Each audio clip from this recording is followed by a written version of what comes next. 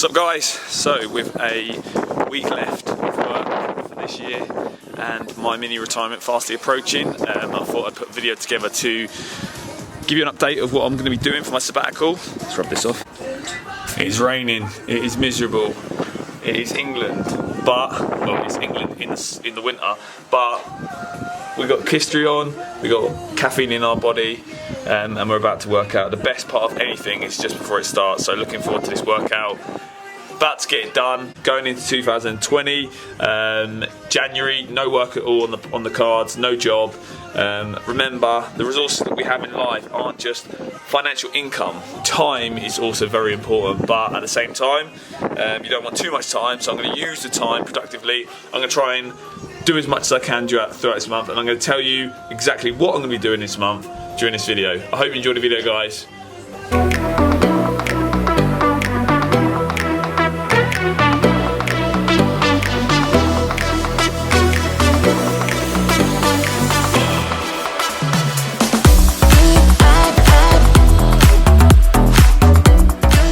So unfortunately I'm going to start this video off with a little bit of a rant. The way that this society is made, we're expected to know exactly what we want to do and for the rest of our lives go into something at 18, 19, 20, 21, 22 and stick through right to retirement. The problem with us is that we're forever adapting and changing organisms. We don't like the same thing forever, and that's as simple as day to day, week to week, month to month. You find that you have likes and dislikes based on kind of what's going on in your chemistry of your body. Something that I get really annoyed about is where people say, well, what are you going to do? What are you going to do? You've trained all this time to be PT, what are you going to do? I'm going to take time off, that's what I'm going to do. Second thing is wait until you get to my age. Wait until you get to my age is the most annoying thing. Or wait till you have kids. It's subjective. It's not objective. It's going to be my opinion when I grow up. So what you say now, unless you're someone who's a mentor or someone I look up to, I couldn't care less about. If you're working the same job as me but 30 years on and you're trying to give me advice, yeah, take a seat, mate. So I'm going to get that out of the way early doors. I'm going to move into what I'm going to be doing for my early retirement. Training log, so this is one of many notepads that I own. I tried using an app for a while to track my workouts, but there's nothing better than paper, so I've got the workout on there. Writing down on paper gives you a bit more of a mental stimulus, and I find it's quite therapeutic to do as a pre-workout ritual. So here's my workout, written down. I'll grab this. And also, if you date it, then you know that looking back at any time in your life, and you think, oh, I've got good shape there, I've got shredded abs, I'm looking a bit bigger, I'm looking a bit fuller, then you know that you can look back at the date of the picture, align it with the date in your training program, and say, oh, that's how I was working out at that point in time. So it's definitely beneficial from a training standpoint and something that's more accountable, so that when you're looking to gain a certain look or physique or training goal, then you just go back to that training and resume that program. So that's top tip. Bored, unproductive, pessimistic, depressed. There's some of the words that you could use to describe my unfulfilling day-to-day life, and that was due to the fact that I was getting burnt out. That's why I chose to take a sabbatical. That's why I chose to take a mini retirement. I was finding that there was no enjoyment in my work anymore. I was going to work day in, day out, being miserable. My lessons suffered. My interaction with the kids suffered. My interaction with the staff suffered. I wasn't myself. So I took some drastic action to make my life better, to bring more fulfillment and productivity and enjoyment in my life. So quitting my job, starting fresh somewhere new, that was my go-to. Two resources that helped me to fulfill this goal were the 4-Hour Work Week by Tim Ferriss and Vagabonding by Rolf Potts. These two give you the inspiration that you need to take that extra step to quit your job or to take that sabbatical, that extended leave, to approach your boss. They say that success is built on how many uncomfortable conversations you can have. I've had uncomfortable conversations with my work, I've had uncomfortable conversations with my partner, with my family, with my friends, but at the end of the day, my mental health and my mental well-being is the most important thing, and if my mental health is switched on and positive, then it's going to have a positive impact on my loved ones, family and friends. So that is the why behind my extended time off. Next I'm going to move into the how how to structure the most fantastic month of your working career. Let's get into it. Inside, as we are in December, the month of Christmas, I start this video with this worldly wife, my advent calendar. For someone who doesn't really like to eat milk chocolate at 8 o'clock in the morning, this is perfect for those coffee fiends out there. Beanie's coffee, flavoured coffee. The day is the 10th of December, so let's see what's behind door 10. Basically, behind each door are little samples, cups worth. So I've got nutty hazelnut there, and you actually get 2 behind each door. Lots of different flavours, ranging from vanilla to coconut to caramel to amaretto, chocolate orange, double chocolate. Check it out. I'm going to get my coffee on. Door number 1, you get this to drink it on the go, so time to get the coffee on. Oh, now that is a cuppa. Maintaining the Christmas theme, I've gone for cinnamon hazelnut. Like I said, check out Beanie's, guys. Coffee galore for the whole of Christmas. So getting into the video, I'm going to go through how I planned for my mini retirement. First of all, my story. Well, you may notice that I sound a little bit like Marge Simpson or Mo Sislak. Not the greatest day for me, but another day on YouTube. So the way I'm going to do it is I'm going to rewind and set the scene about why I decided to go for a mini retirement. 2, I'm going to talk about my preparation, my deliberation behind it, and then I'm going to move on to my plans for January. And I'm going to finish with 2 must-have book recommendations. So stay tuned, guys. Yeah, let's get this out of the way. Beanies is collected for the day. First of all, I want to rewind and set the scene. So for those guys who don't watch my videos, I am a PE teacher. I am a primary school PE teacher and I have been for the last 3 years. Before that, I was a secondary school PE teacher and I was for 3 years. And before that, I was a football coach. I've gotten to the point in my life where, having read the 4-Hour Work Week, I don't want to spend the best parts of my life earning money in order to enjoy a questionable livery during the last part of it. You have a lot of people in, especially in an educational setting, they always talk about the pension and it's going to be great and stuff like that, but I don't want to be a 75-year-old enjoying my life. I want to be a 25-year-old, I want to be a 35-year-old, I want to be a 45-year-old. I don't want to be a old man doing things for the first time. So I read the 4-Hour Work Week and it changed my perspective on life completely. Life, work, all of that, money, freedom.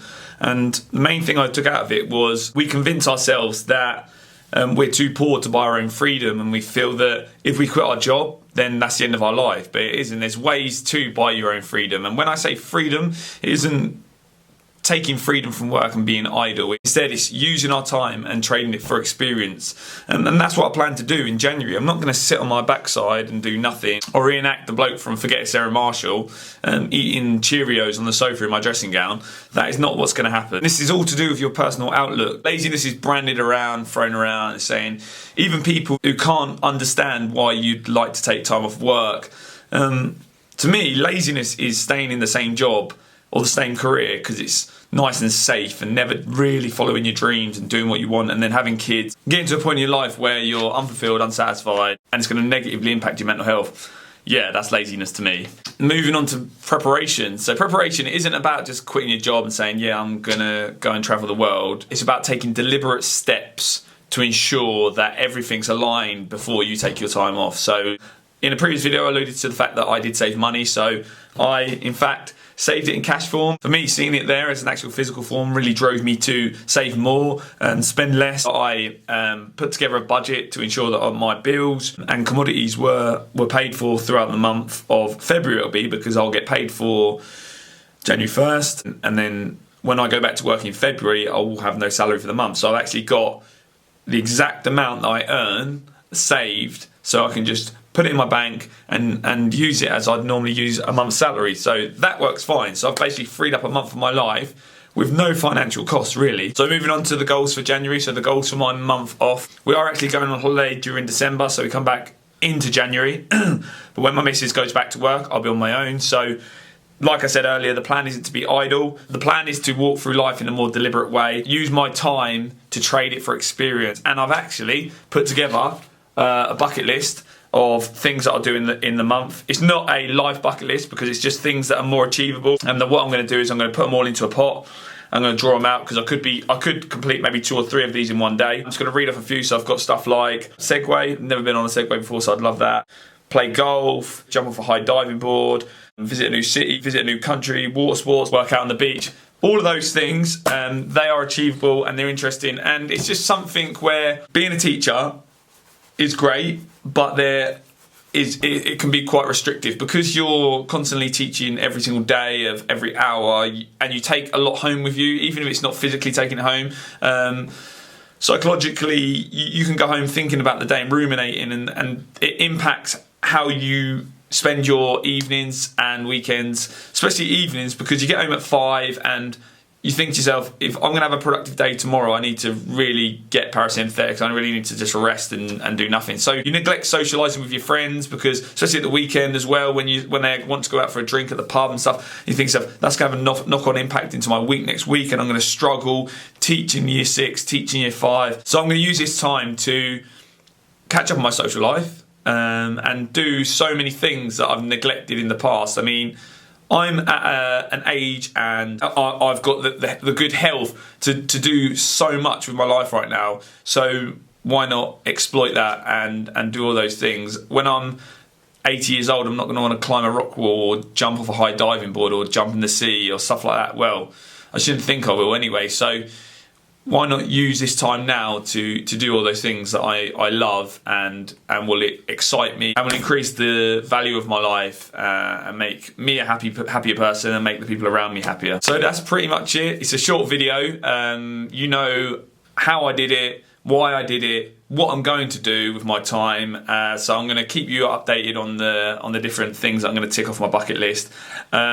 Moving on, I did mention that I'm going to give you 2 book recommendations before I go. So the first one that I read on holiday is Tools of Titans by Tim Ferriss. It's got so many different people in there, from company owners to world-class performers to actors to Olympians, to the list goes on. So this is gold dust. And the best thing about it, you can just pick up, read and drop it. It's not a cover to cover. It's more like one person at a time or part of a person at a time.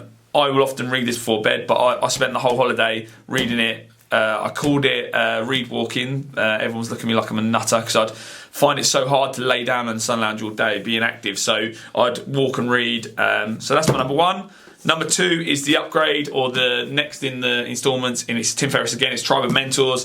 In here, the short life advice, so it's more catered to answering a certain amount of questions, like things like, what is the best purchase you've made for $100 or less? I mean, both of these books are brilliant. There's little bits that I've taken and installed them into my life to make me a better person. So I definitely recommend those 2 books. You can buy them off Amazon. That's pretty much it.